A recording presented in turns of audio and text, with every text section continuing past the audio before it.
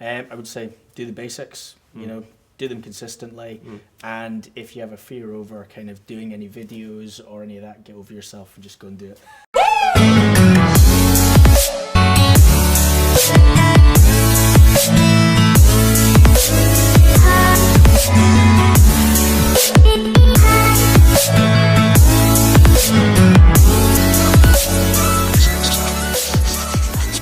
Hey everyone, welcome to this Practice Growth Summit, the largest collection of chiropractors on the planet, the largest summit we've ever done, and we're super blessed to have our guest live with us here today. Most of the interviews have been over Zoom, but Dr. Dan Brown is here in Windsor, so we thought we'd do it in this format. So let me just introduce our guest, Dr. Dan Brown. He is a rockstar chiropractor. He also is the founder of Chiropractic Jobs Online, and he's the largest 8-week wellness practice in the entire Scotland.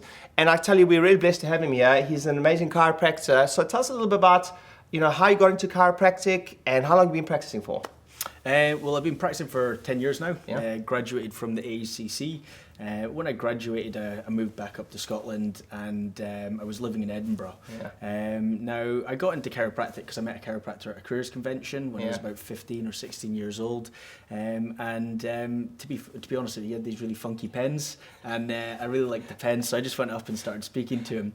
But after I started speaking to him, I realised that there was a lot more to chiropractic. The fact that the body could heal itself from the inside out without the use of drugs or surgery, and that you could do it with your bare hands. And that's what really attracted me to it.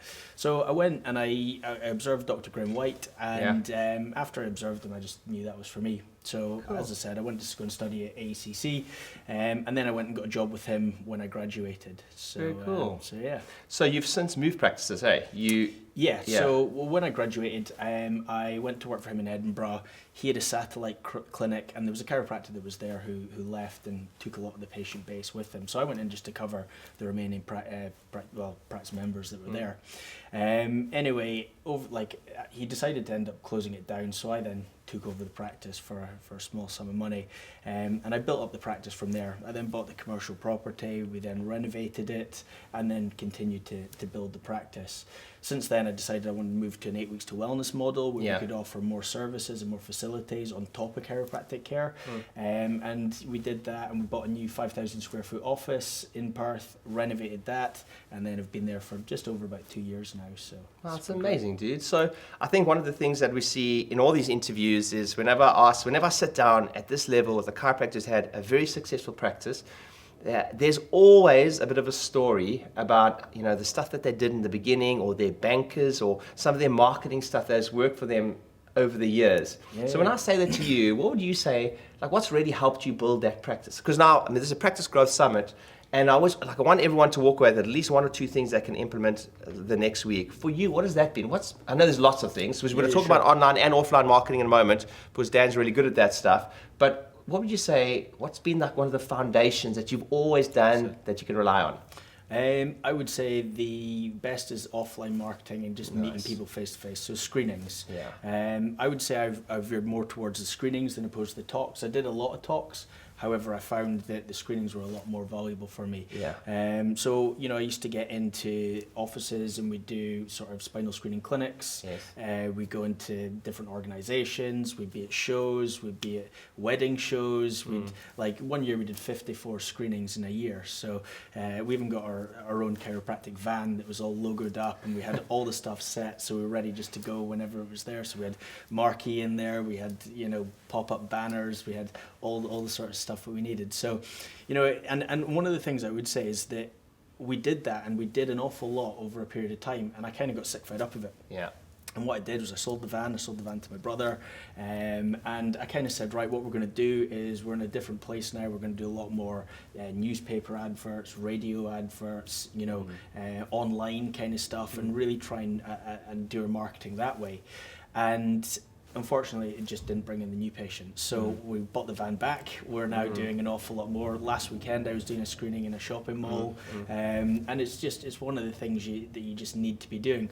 I think the benefit as well is your marketing's direct to the patient. So, if you're speaking, or a potential patient, when you're speaking to them and you say, hey, how are you doing? How can I help you? And they start telling you about all of their issues, already they're, a potential candidate, you know, Yeah, and a potential kind of patient. You're bonding with them immediately. But it's so funny, you know, that it doesn't matter. If you're watching this now, I promise you it's happened in your practice, because it's happened in all our practices. Is we've got this disease in marketing, and it's that we stop the thing that's worked for us for years.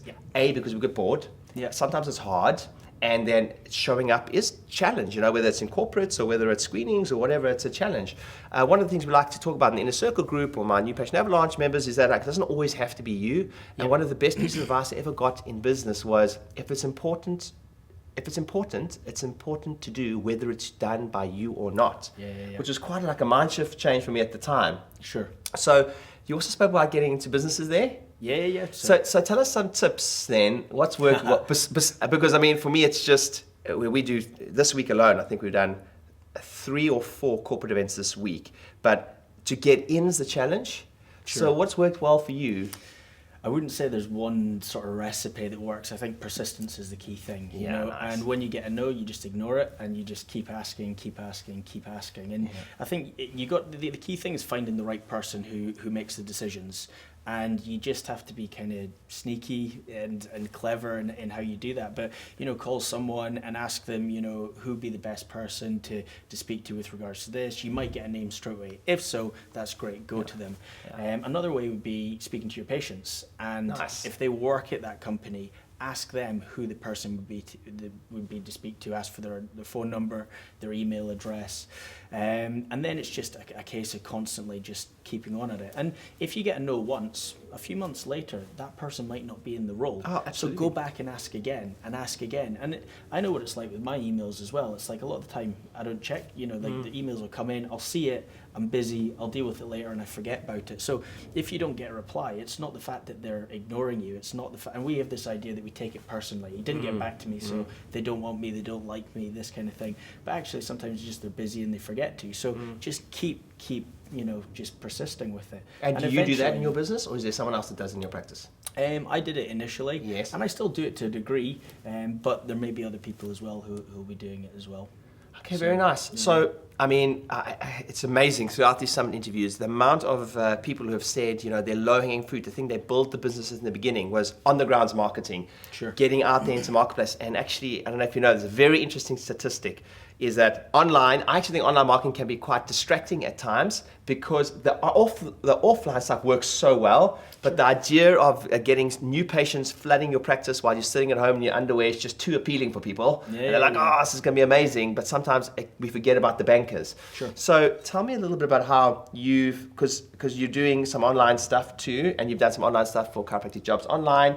And like, what do you think, you know, what if you're a chiropractic office today, do you think you need to be online, and if so, what's the bare minimum you think you need to be doing? Well, I think, you know, you don't have to be online, but I think that's the way things are going now. You know, you certainly need to have online presence with a website, first of all. You know, you certainly need to be making sure you're ranking on the first page or up there, you know. But again, I think social media is one of the best ways to do it. And if you can really kind of get yourself out there, you know, and I did your New Patient Avalanche last year, and I also learned a lot from that. And I think, you know, just getting content consistently out there. And I can't remember, it was someone I was speaking to, but what they were saying was, you know, previously with marketing campaigns, it was maybe about 5 or 6 interactions someone would have, so maybe in a newspaper advert before they might possibly buy.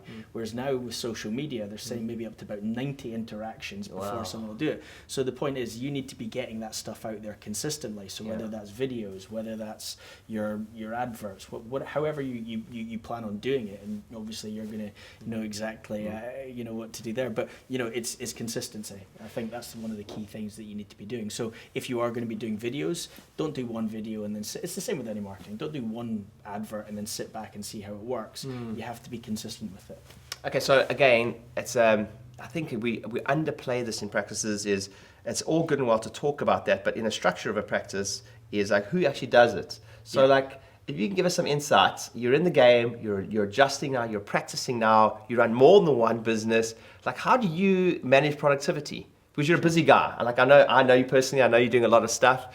So how do you manage productivity and the fact, like, how do you manage in your team that stuff gets done, like social media stuff, like screening stuff, like the corporate talks? Give us some insights into that and some tips that you'd say. Well, we've been doing an awful lot of videos with regards to, the chiropractic. We've got massage therapists. They've been doing some personal training, competitions, all of that. So from the chiropractic side, myself and Josh, my associate, we'll do a video every Tuesday morning. So I'll film him, he'll film me, and it's normally either an adjusting video, talking about something. How do you guys keep yourself accountable to that video every Tuesday morning? Because it's scheduled in every Tuesday morning. Nice. So every Tuesday morning we have a DC meeting. Yeah. And in that DC meeting, that's one of the things. So once a week you have the DC meeting. Yeah. And then you have that scheduled in straight away. Absolutely. Okay, so like that's such a small little thing we say in passing in this meeting, but what gets scheduled gets done, right? Yeah. So I've got a saying with my inner circle members, whoever works with me, is like we're not. Performance requires pressure in some way, shape, or form, some type of pressure, and we are, by human nature, is that we're procrastinators. So if you didn't schedule it in every Tuesday, doesn't get done. Get done. Yeah, absolutely. What other type of habits do you guys have like in the practice stuff that you schedule? We've got all sorts of meetings, from our management meetings to our therapist meetings to then our DC meeting as well. So scheduling those things is really important. I think encouraging your team also to do videos and give them ideas of things that they can do and get them to go away and do it and encourage them and just get it up there as content. One of the things we actually did in January was we made a commitment for every day to have at least 2 videos posted on social media. Nice. So the whole team had to contribute towards that. So we said, look, for every day of January we need videos. So through November, December, the whole team was responsible for putting all these videos on WhatsApp, so we had a whole host of them, and then we were scheduling them to get out. And I think, by committing to that 1 month was great, because then after the month, it was then just a continuation. People had already got into the habit. And, as they say, if you develop a habit over 30 days, it tends to stick a bit, and then, you can just continue it. So that worked for us as well. Very cool. What's interesting about that is, if you talk about, so one of the biggest things, the challenge with getting out in social media is you have to get comfortable with the public presence, right? Sure. And then if you've spoken in front of an audience before, or you've done a Facebook Live or whatever, I don't care who you are, there's a little voice that comes up just before you're going to do it. Yeah. Who's going to watch this? Who's going to say something? Yeah. And I was once taught this specifically in the chiropractic industry. One of the biggest, most debilitating things we have in the chiropractic industry is peer-to-peer judgment. Sure. Yeah. Because it's there, right? Like, absolutely. the doc down the road is going to say something. So what would you say to someone now? Because you guys you did immersion, you just did the videos, you just got over it. But what are some tips you'd give someone to just get out there and do the video? But tell us about that. How did you guys get over that as a team? It's literally that, just get over it.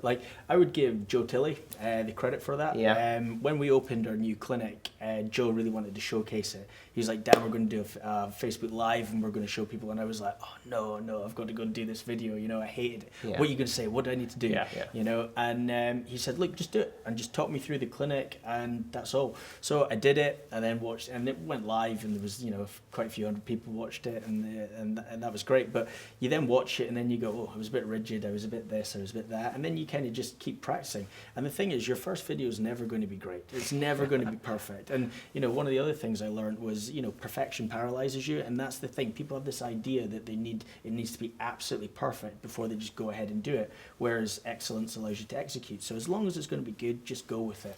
And just get the first one done, and then do another one, and another one, and another one, and another one. And the more you do it, you'll see that they actually get a bit better. You get a bit more comfortable in front of the camera. And yeah, I've still got a long way to go, I would certainly say, but it's, but I'm still just working on it. It's a process for everyone. And I think a lot of the time you see other people who have been doing it for a few years, and you're like, I can never get to there. And you compare yourself. You're always comparing yourself, but you can only get to there if you start somewhere, because they had to start somewhere as well.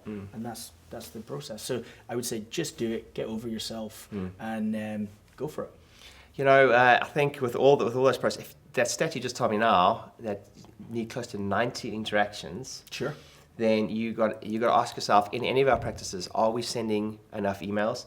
Are we doing enough Facebook Lives? Sure. Are we getting the community enough? Because the thing about getting out in the community and doing those screenings, Jay Abraham talks about this. He talks about something called omnipresence. Yeah. So it's not about being. So if you're doing a Facebook Lives and you're doing a strategy called PPE, where you're posting that and people in your area are seeing that, then you're doing the community events. Yeah. So they've seen you on Facebook, they've seen you in the community event.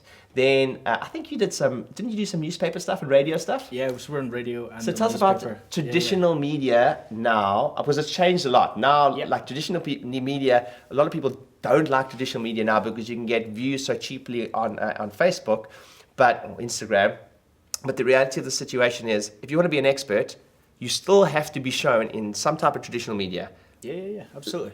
So tell us a little bit about what traditional media you guys have done in the past, radio and newspaper. In the past, there was a newspaper called the Perth Advertiser. Now, we did this thing where we were in, I think it comes out Tuesday, Thursday and Saturday or something. So, but what we did was we paid, I think it was about £350 a month, and we were in every newspaper. And there's a small little advert that says, are you in pain, sick or suffering? Have you ever wondered if chiropractic could help you? We believe the best way to find out is to come in for a free, no obligation spinal screening. Call this to book your appointment.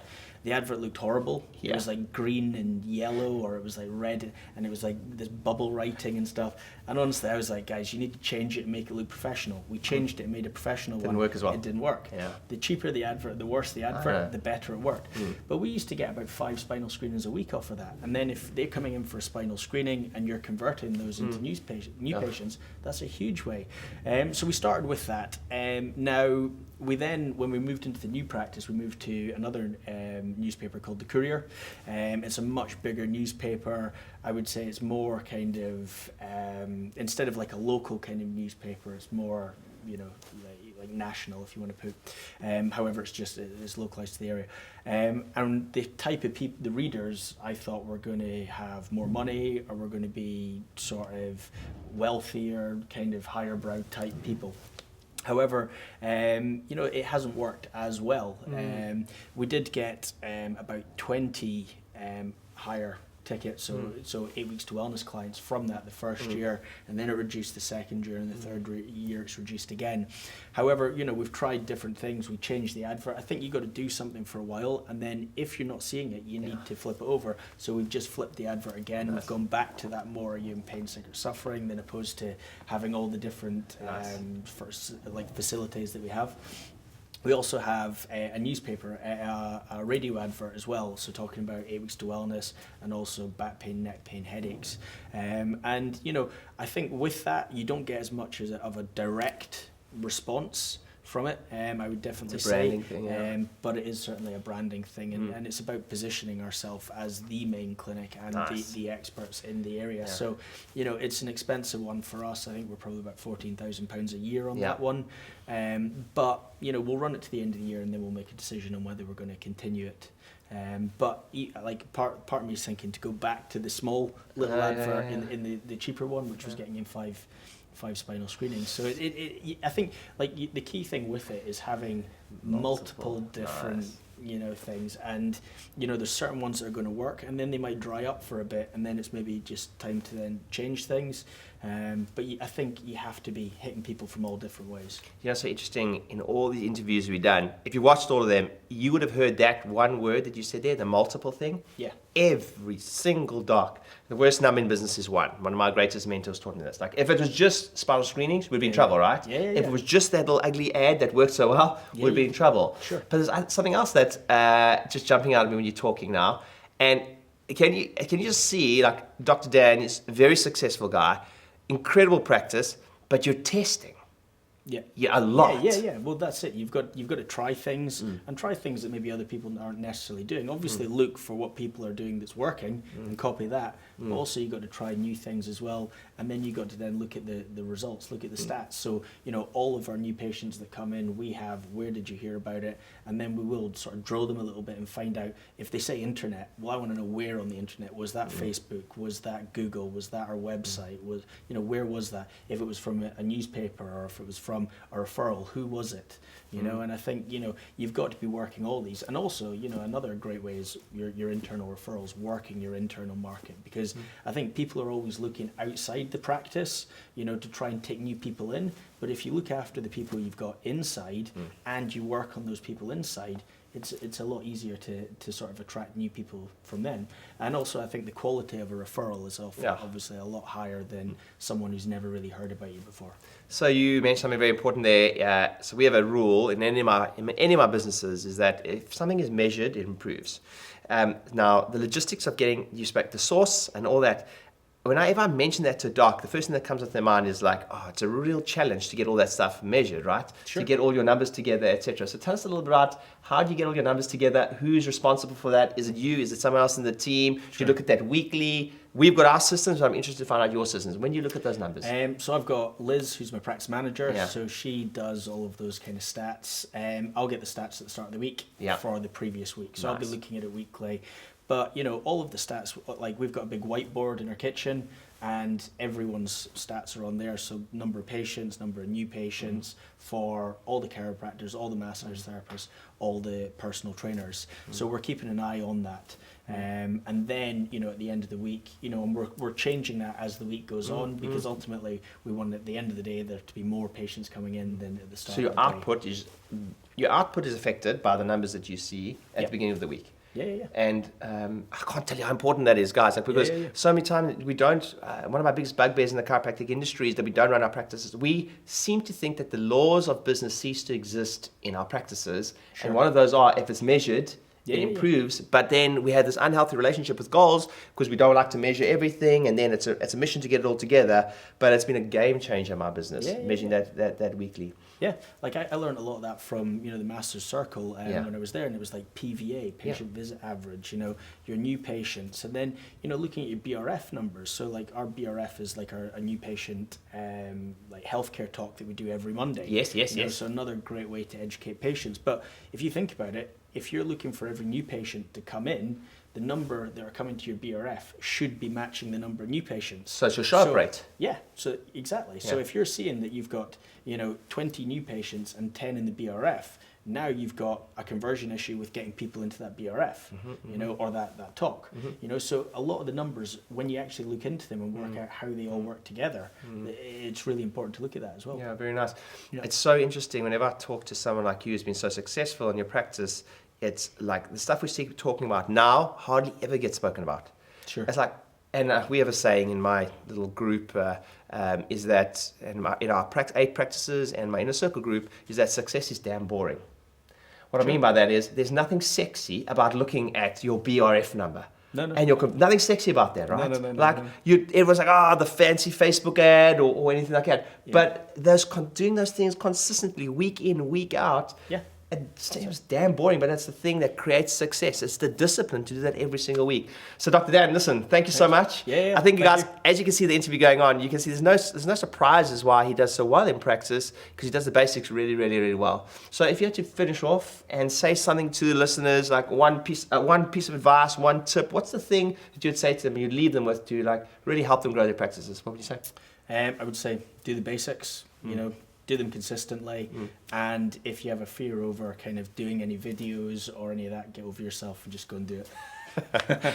Listen, everyone, I hope you had an awesome time. I hope you took some notes. There's some real gold in there. We love and appreciate you. Thank you for your trust, and we'll see you at the next interview.